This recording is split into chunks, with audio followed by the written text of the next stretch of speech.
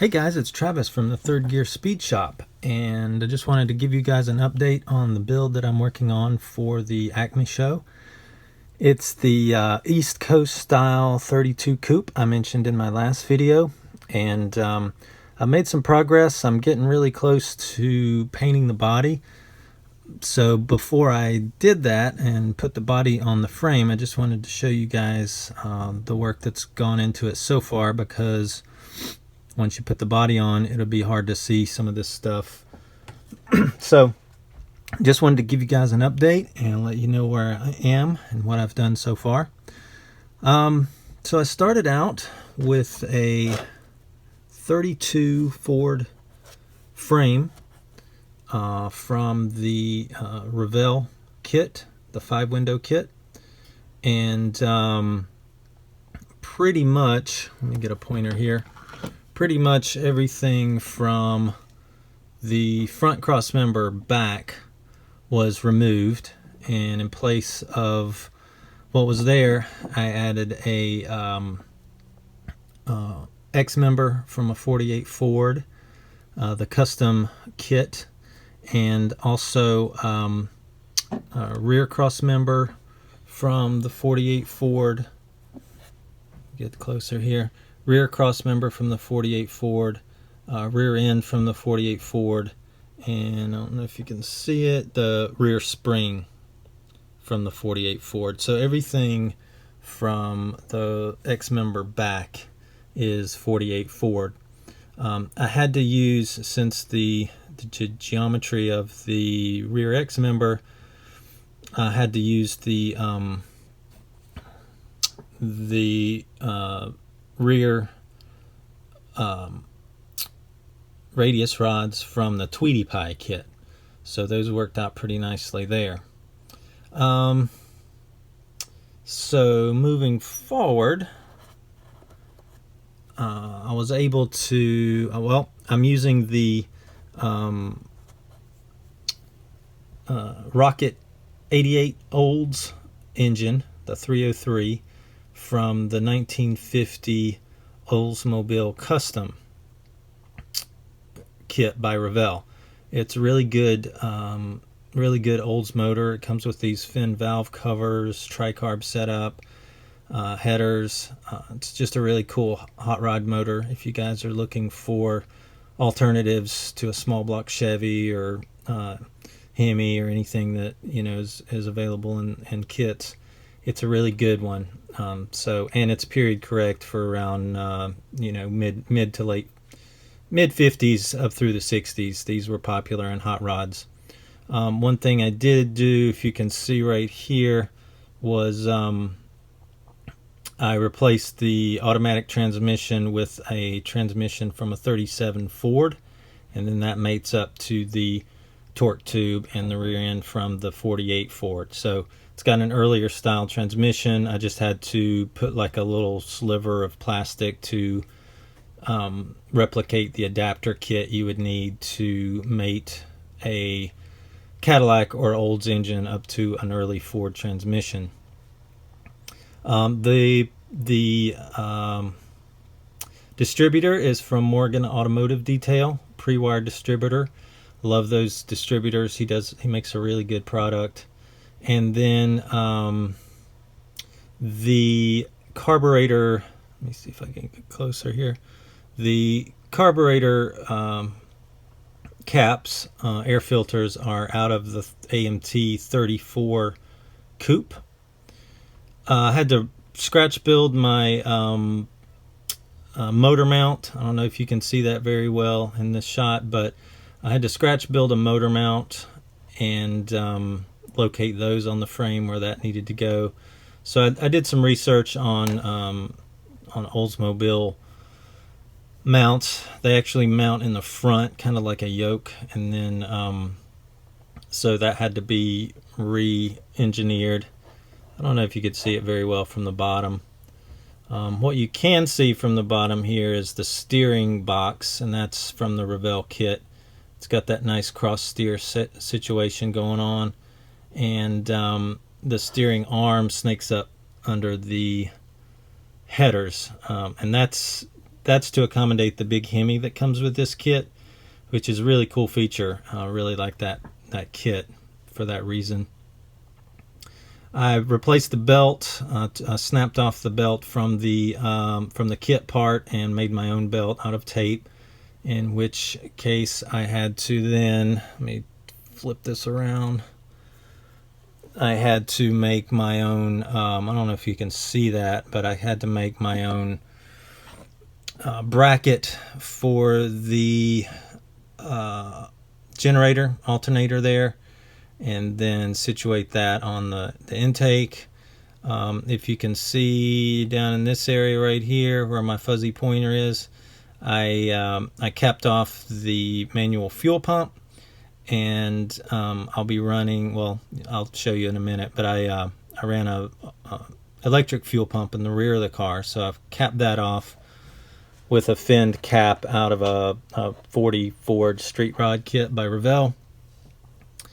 Let's just show you if I can real quick, show you that fuel pump. It's right, I don't know if you can see it very well. It's right back here. I ran a fuel line to it. You might be able to see it better.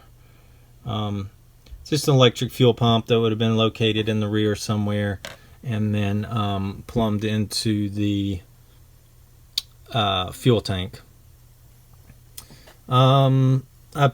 The front Nerf bar here is a rear bumper out of the Tweety Pie kit. So I just fashioned some brackets and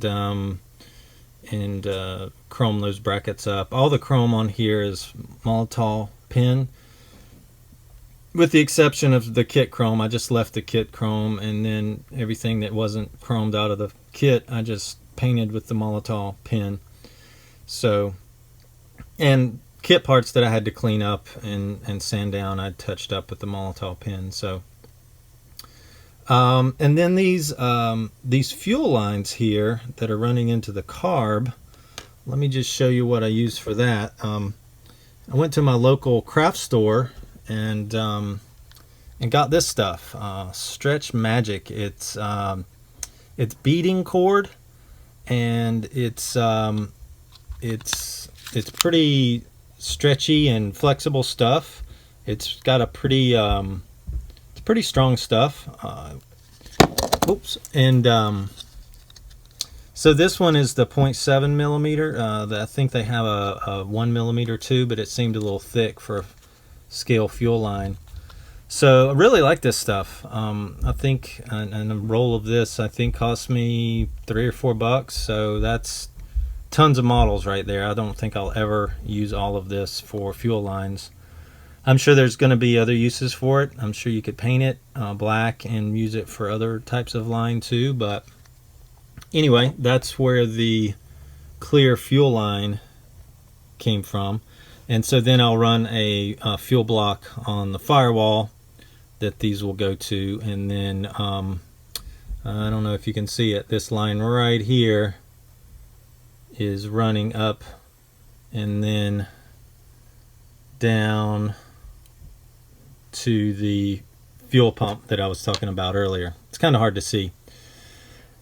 Anyway, and then lastly, the exhaust system. The exhaust system was something that was quite a challenge, and I think it turned out pretty good. I'm pretty excited about it, and it's kind of why I'm showing you the chassis off the body off the chassis, so I can kind of show you what I did with this exhaust system. But basically, once the headers were in place, I had to run. I had the problem of I couldn't bend the exhaust system and have it all go through the frame. I had to come down below the frame. And so I didn't want to run the entire exhaust system below the frame. That would just look a little funky. So I chose to run cutouts below the frame, and then just attach them here with brackets made out of wire. Let me see if I can get closer. And then I made these caps here and cap those off with model railroad bolts. And then from there, after the cutouts, I bent another piece of rod up and then attached the 1950 Olds mufflers out of the Olds kit. And so from the header back to here is one piece. So I made that on both sides.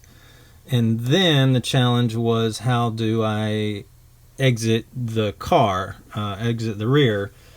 So then I made another two pieces that went snaked over the rear end and through the spring, around the spring and everything, and then finally capped it off with the exhaust tips that came in the 48 custom Ford by Revell. So get a little better idea of the bending and snaking and pretzeling around that went into this piece right here. It was a little bit of a challenge, and you know, building it in two parts per side definitely paid off and made it a better better fit and just better engineering, I guess. But anyway, the you know, it's not perfect, but it's gonna work out just fine. And then painted everything with the Molotov chrome pen. So the idea here is that it's just I wanted to make a very clean build. I wanted to make a, you know, a show car type build. So I kept the frame white and everything just really clean and sanitary. And hopefully, if there's, you know, if everything goes the way I planned it, it'll stay clean and sanitary. And so yeah, we're getting there with the frame. Wheels and tires. The tires are from the Tweety Pie kit, and actually the wheels and tires are from the Tweety Pie kit. I chromed the wheel backs, the 40 Ford wheel backs, and those little posts you see there are to locate the cycle fenders, which I need to paint when I paint the body. So cycle fenders will be put in place before the wheels and tires go on the car. And then the wheel covers are some Cadillac pieces that are in the 48 Ford Custom by Revell. So that kit donated a lot of parts, and it's a great kit. It looks to be a great kit out of the box if you wanted to build it, you know, just box stock.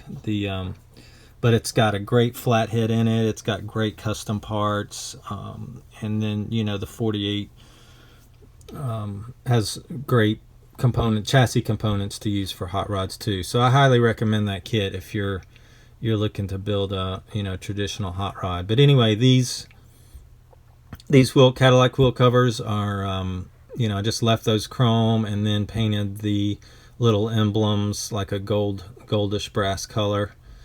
So those are done, aside from the, you know, putting the cycle fenders on them. And once those are painted up, I'll be able to fully assemble the wheels and tires and get those on the car. But for now, this is where I'm at with this. I think hopefully this weekend I'll be able to paint the body and cycle fenders and grill shell and get those painted and polished up. And final stages is just buttoning it up and putting the body on, the rear bumper, glass, windshield, interior, stuff like that. So anyway, that's where we are with this one, and I'm just going to keep plugging away, and hopefully I will see you guys in Atlanta. I'll definitely be there, so if you guys are going to be there, give me a shout out, let me know you're there. We'll hang out. So all right guys, thanks for watching.